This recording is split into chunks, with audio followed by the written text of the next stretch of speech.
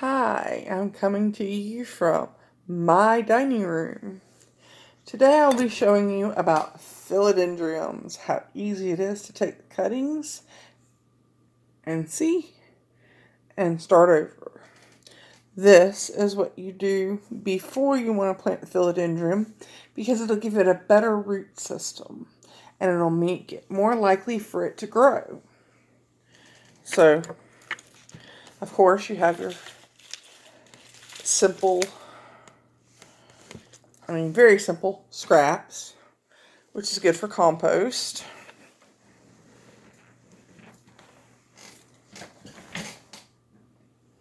And then what I do is I just come over here. I had a bunch of philodendrons off of one plant that I bought a 3-gallon to start off of a mother plant. I've already made one set of clippings off of this one plant. And it produced 9 1-gallon pots of about 8 to 10 clippings in each. And I waited about 2 months, fertilized one time, and they were almost as big a plants as the mother plant. So, what you do is you see how you have a long clipping? You take the first 1 to 2 leaves off the bottom, and you see why you have a long stem? It makes it much easier for you to take this, put it down in the pot. I want to show you. Put it down in the pot and just put it all the way in. And that is all it takes.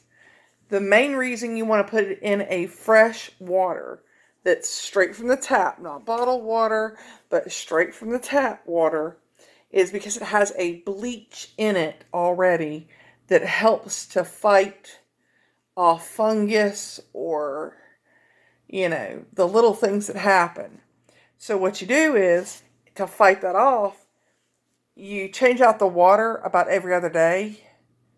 But when you change it off, wherever the stems are, you go up and down so there's no slime on the stem until they get a good root system. So each notch is about 3 notches high. So you go up about 3 leaves each, 3 to 4, and you take the leaves off and you put it in there. And it should have a pretty good root system within about 2 to 3 weeks. If you want to make the process faster,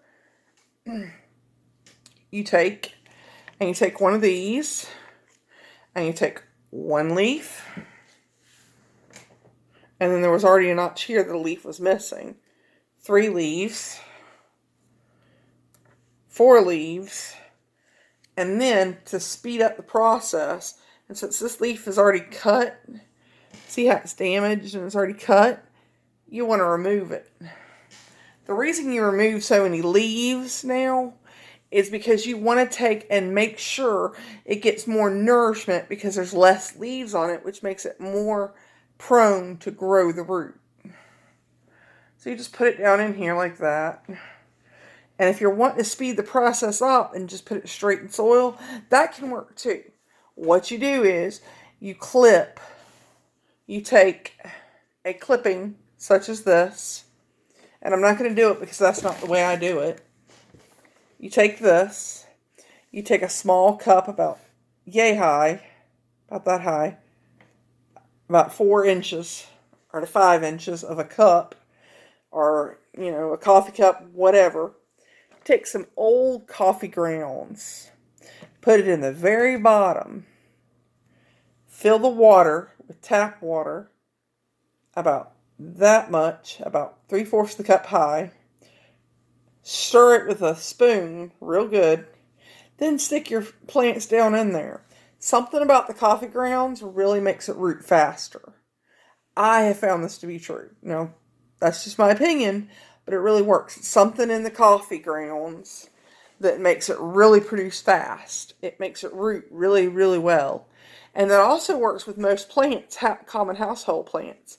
If you were to take your leftover coffee grounds and just dump them on top of, whatever, especially roses. Oh my gosh. If you put coffee grounds on top of the dirt of roses, they'll really produce really, really fast.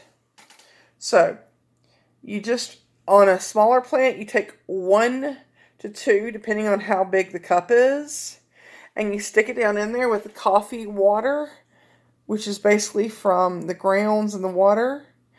Take it, put it in the microwave for about 30 seconds, heat it up, take it out, let it cool about 2 minutes, put them down in there. Something about heating it up makes the water really absorb the nutrients of the coffee grounds. And then you stick them down in there and they'll root a lot faster. But I don't do it that way because simply for the fact that I like to watch the slow progress from day to day. So you just remove 2 of the leaves like that. And then if you have a big container like I do, and you've put a lot of them in there, you just stick it down in there into the root system enough that it gets watered and leave it alone. That's all you do. So see, out of that one plant, that mother plant, I've already produced enough right here to make probably about, to make them thinned out for about 3 or 4, in the pot of 1 gallon. You probably could make an easy now, 20 to 40 more plants. But if you want to make it thick, you'd only have about 10 to 20 plants more in 1 gallon pots. So, it's fun, it's enjoyable, but I'm guaranteeing this. I've never had a problem rooting them like this. As long as you keep the water clean and change it out about every other day. And it will soak up a lot of water, I'm telling you, those roots will. I mean, I'm not kidding. You'll get about that much water absorbed within the amount of time periods in the water. But you have to change the water out every other day. Don't fill it more than half full, because this is right here, the water line, as you can see. And I keep it about that high for the purpose of, I know in the hot summertime, it's going to absorb more water, because I normally put them on my balcony on the table, because I live on, top floor. And when it's wintertime, I do these clippings inside because of the fact that it's so hot in my house from keeping the heater on and being on the top floor, heat rises. So I basically, get free heat most of the time. So my power bill stays pretty low. About, give or take, about $135 my electric bill runs in the wintertime.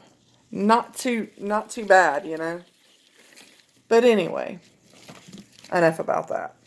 Power bills can really, get you going. But I live in the South, so in wintertime, it's pretty cheap. But during summertime, forget it.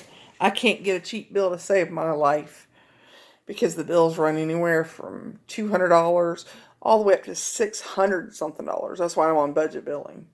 Anyway, these, you just take good care of them and cut them up, and if they're long like this, you can make 2 out of them. And if you're going to make it into a mother plant where you're going to make more clippings from it, then it's best to cut it into 2 or 3 sections. But if you're not, then it's fine.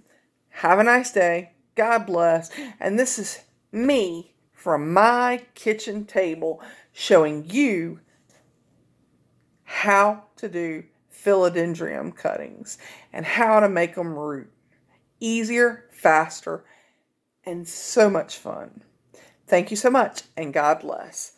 Thanks for visiting my channel, and if you would, hit the subscribe button, subscribe, and hit that like button.